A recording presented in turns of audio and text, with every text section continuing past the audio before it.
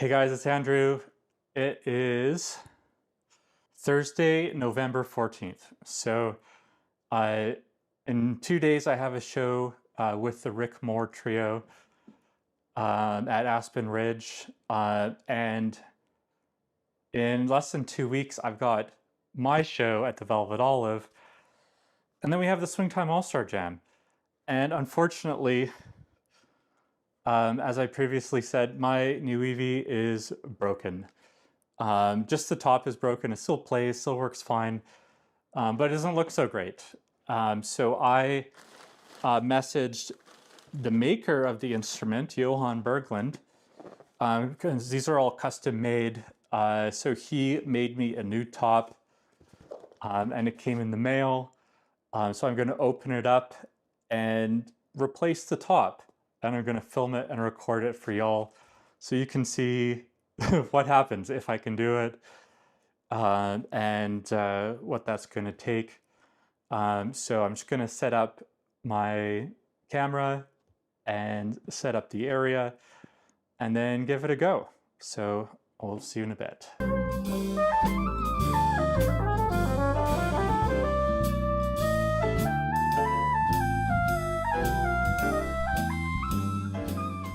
So Johan sent me some instructions for how to do it, so I've got them here on my phone. Let's open the box and see what came in the box.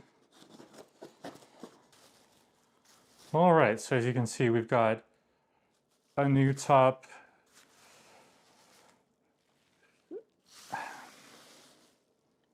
and a new trill key.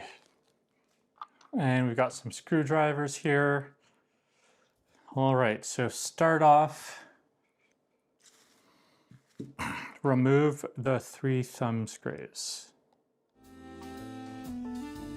1, 2, unscrew all the keys.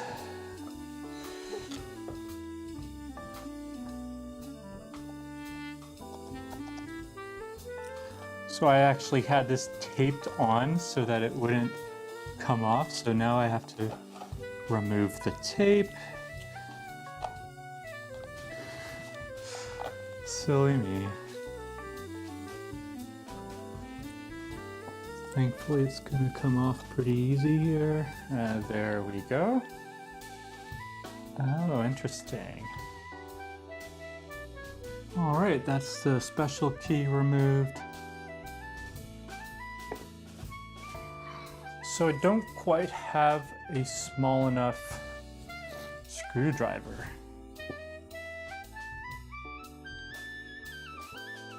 All right, we got one. Got it. All right, so I've installed the special key now. Whew. All right, so that was one special key. Now I'm going to do the other special key.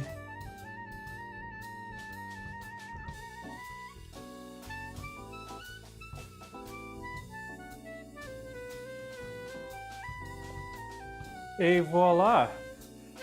The top has been replaced. That was a little more work than I was expecting. I didn't really know what exactly to expect. But there we go, it's been done. Now, hopefully I will never ever drop this again. I'm gonna be extra careful from now on.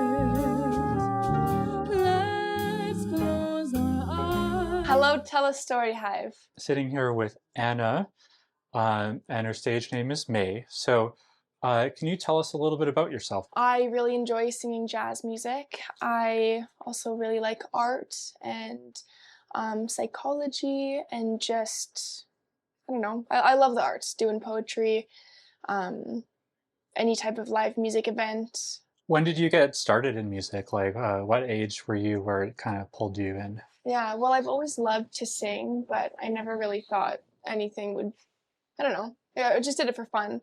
And then maybe a couple years ago, I started really getting into it and singing more and thinking that this is something that I want to do with the rest of my life. And I feel like with the lyrics that I'm able to write, there's a lot that I have to say, and I really want to impact the world in that way. I would say I'm a poet first before like a songwriter, but Cool. yeah.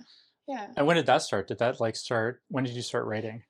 I wrote lots of poetry as a kid, but then maybe 5 years ago, I started writing it as like a therapeutic outlet and just kind of stream of consciousness, how I felt. I did take some lessons for like a year or so that it wasn't the right fit for me, and I felt that my voice would do best kind of fostering growth on its own rather than a way that somebody else feels is right. And that is right for them and perhaps a lot of other people. It wasn't my journey. And I just think that my voice does best kind of when I'm not thinking about how to make it sound, when it just is what it wants to be. And the more that I relax into it and just sing for fun rather than out of expectation or out of growth or, like what I need it to be, like I find the most success. I find, like, especially with music, that we tend to gravitate towards certain artists. So, who inspires you? Ella Fitzgerald. Ella Fitzgerald? Yeah. Yeah, I like Doris Day. I like Amy Winehouse. I like NF. Let's fall in love. Why shouldn't we fall? So this was kind of your first impression of the jam, and being in Red Deer doing this. So Yeah. what was that like? What was that experience like for you? I ended up seeing your volunteer, or no, it wasn't even a volunteer option. It was asking for funding or something. And I was like, well, I can't do that, but how about a volunteer, buddy? Yeah, so you initially came or messaged me thinking that you were going to volunteer, but instead now you came to sing. So what was that like for you? Were you kind of surprised by the invite? And yeah, I was a little surprised, happily surprised, and just enjoyed the opportunity. This has been very fun, and it was a very authentic way, a very unique and strange way that I happened upon it. So yeah, when you messaged me, I saw your profile and I was like, oh, she can sing, so why not volunteer that way? Yeah. Because we had some help today, and we really didn't need like a volunteer to like do stuff. But I was like, hey, volunteer by singing for us, and I'm really glad that it worked out. We're made of it. Let's take a chance. Why be afraid of it? This was very fun. Like, I really enjoyed it, and it was so nice to just put a smile on all the people's faces that came, and my grandma just absolutely adored this time. When you guys were playing Fly Me to the Moon, we went and danced. That's awesome. Yeah, no, it was good. I enjoyed playing with the band. You all are awesome musicians, and yeah, good experience. So you came with your grandma today? Yeah, I brought her with me. From Edmonton? Yeah. Oh, that's cute. Yeah. When I'm on stage, I almost always find that the fear just dissipates, and it feels like this is where I'm supposed to be. That's one of the things that I love about music, is that everyone comes from their own background, their own perspective, and people get together and they play together, and there's just something magical about that. I find that when people share that experience together, that it's bonding, but it gives us some kind of purpose and meaning in our lives, and we can all do it together. That's the cool thing about music is it's participatory. I agree. It's the language of love. It's definitely something that brings people closer and just sharing a piece of your soul. Like especially when you're playing, it's vulnerable. Or for a singer, like it's very vulnerable and deep and emotional. And just the more that you play on the emotion, and the more raw and beautiful it becomes. Where you're at right now, tell us a little bit about where you're currently at in your music journey. And Hmm. I would say that I'm kind of just meeting people and just enjoying the journey, like doing collabs, um, jams, even if it doesn't go anywhere, we don't make any music, just having fun with other musicians and just like doing what I love, having fun with it. I've really tried not to put expectations on what I'm doing or where I'm going because it takes the fun out of it for me, and I like to just kind of let my inner child sing and write and just have fun. well, music is very much about being in the moment Yeah. and just being present. So yeah, that's really cool.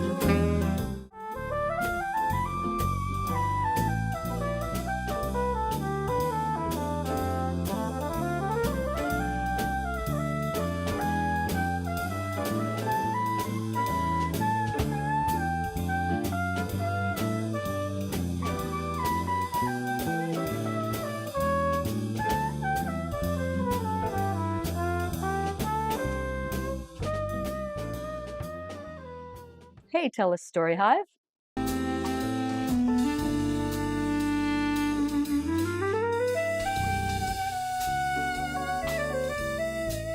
So I'm sitting here with Sue Pettrigrew from the Red Deer Blues Society. Thank you so much for coming today. What got you started in music? Like, how old were you? What kind of hooked you into music? I come from a musical family. My dad was a honky tonk piano player. My mother was a beautiful singer and sang harmony with her sister. Her brothers, her nephews, cousins, all my dad's brothers and family members, they either learned how to play an instrument or they didn't hear music back in their day.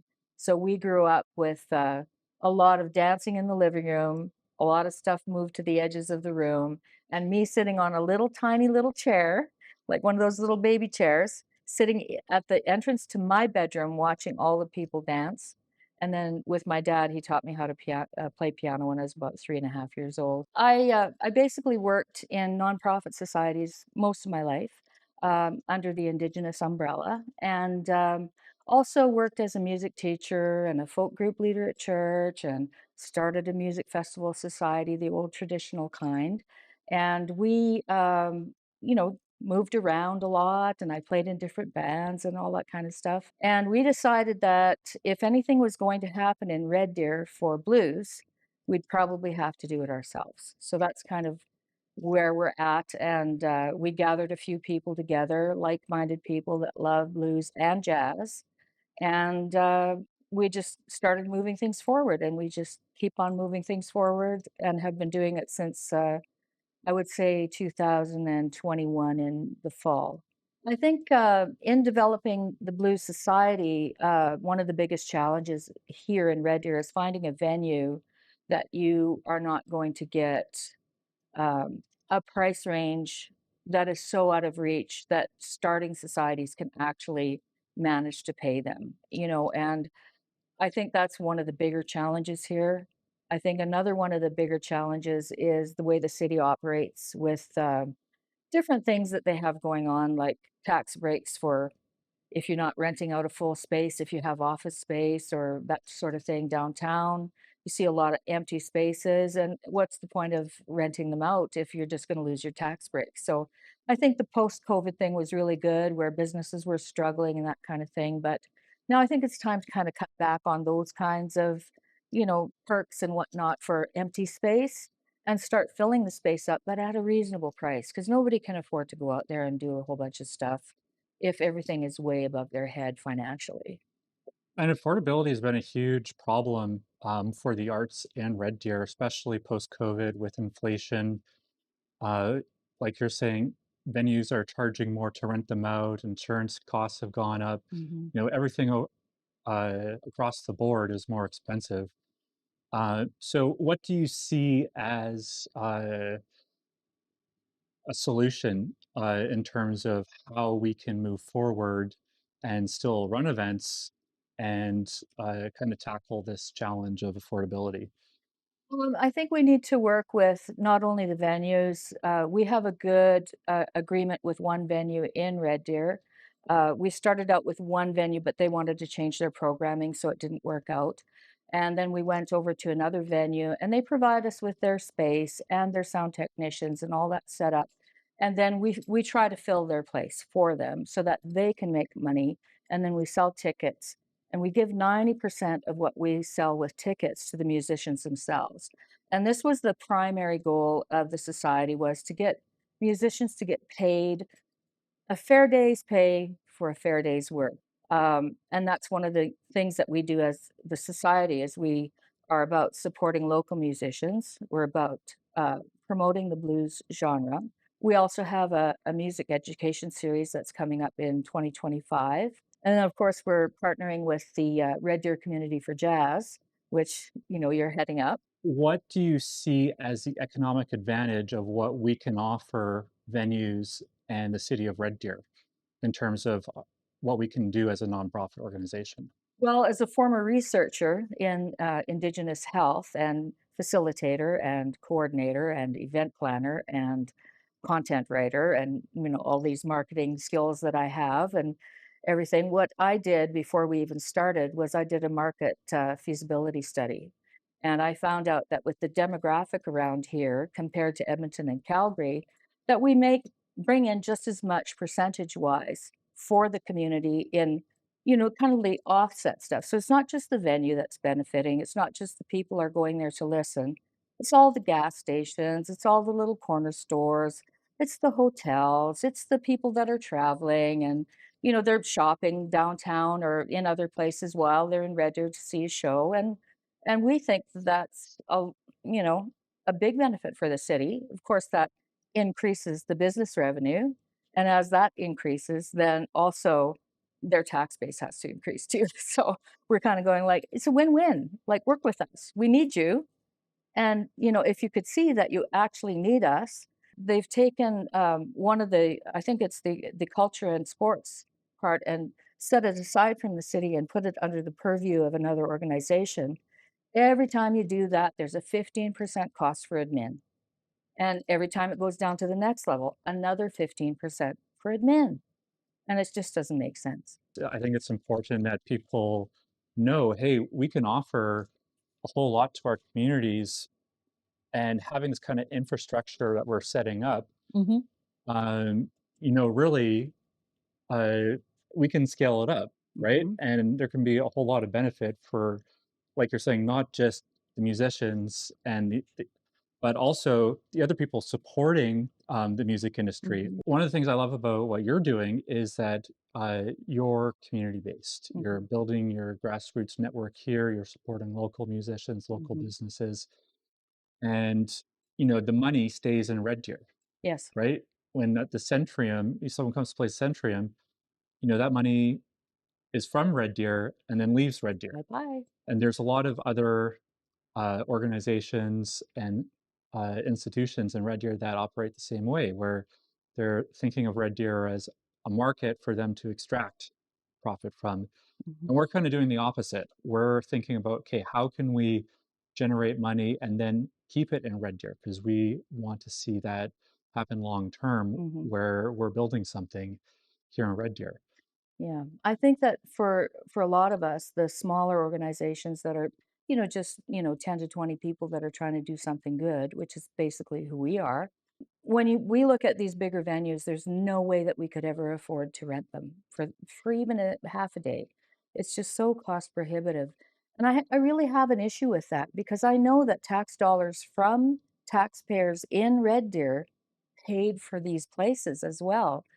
All these community places got grants, either provincial, federal, and municipal. And so when they want to rent out to somebody from the outside, I'm fine with whatever the fair market value is. But when it's Red Deer people trying to do something for Red Deer in Red Deer, I think that we should be given a bit of a break. There's several issues that come along with anytime you want to put on a show. One of them is if you have the benefit of having an AGLC license, and you still have to pay the venue for their servers to do the work for you. You have to get the license. You have to go get the product. Then you take them the product, and then you don't get any of the revenue from the sale of those products. And also, you have to pay a corking fee, which is $2 a head. And we can't expect people to cover all that for us because then our ticket prices keep on going up and up. There's fabulous things going on all over in these small communities. Well, and that's one of the advantages of having a community organization and a nonprofit involved is that you do have visibility. You Mhm, are sharing what's happening in the community. You're trying to get stuff going, and people see that. mhm, Previously, we didn't really have a whole lot in terms of visibility mhm. for what's actually happening here. So tell me about that vision of Sure. trying to make music visible here in Red Deer. But I learned so much about getting people together, and it's about the relationship. You have to engage with people, and you have to be nice, which is, a really good skill to have. So I try to work with people, wherever they're coming from. I listen. I understand if they're having a difficult time. So the vision is get the message out there. I use TikTok. I know TikTok. I use it. I use Instagram. I use Facebook. I use direct marketing. I have a mailing list. We also have a Facebook page. I have a personal page.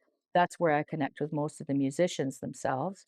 And we've just been just doing our best. One thing I want to go back to that you mentioned is ticket costs. And that's something that, we're kind of experimenting with.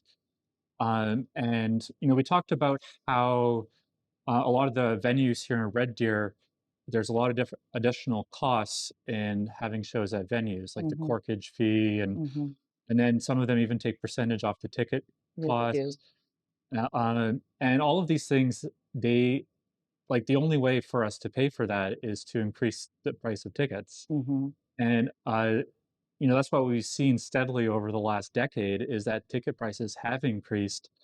And in some cases, tickets are going for several $100s Hmm. to thousands of dollars for the big shows. Hmm. And at some point, uh, if costs continue to go up, that's what's going to happen in for the shows is that the ticket costs are going to go up. Hmm. So something that we're trying to work on a little bit is, okay, how can we reduce the costs so we can keep ticket prices down and affordable for people? Because ultimately, we want people to attend the Of shows. course. And we love the fans. But we want people that come in to do work with us to know, number one, they're going to be taken care of. They're going to get fed. That's one of the huge things I think that prevents people from coming to Red Deer is just the logistics of it. Mhm, So that's really cool that you're helping out with those things. mhm. Now, those musicians will go out and say, they treated us really well and we got paid. Yep. you know? Um, so I think those are the things that really count. Country was coming back to Red Deer after COVID, folk was coming back, alternative styles, punk, metal.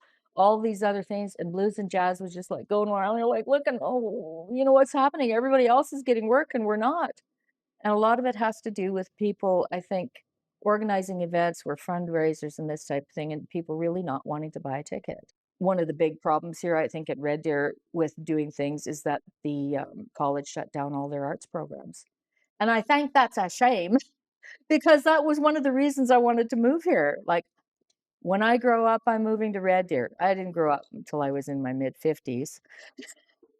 But, you know, it's kind of one of those things. I got here and there was no music program. I got here, there was no art program, you know, and it was just really sad. And I think that there's a place for an art program at the college level here again, at least, maybe even the university level. It's really neat to see that there are people that have continued on here in Red Deer from that area, Mhm. and they're trying to do stuff independently Yes. now. But it's really tough. When the college was doing, you know, theater and that type of thing, it was a viable way to make a living and do the things that you love to do.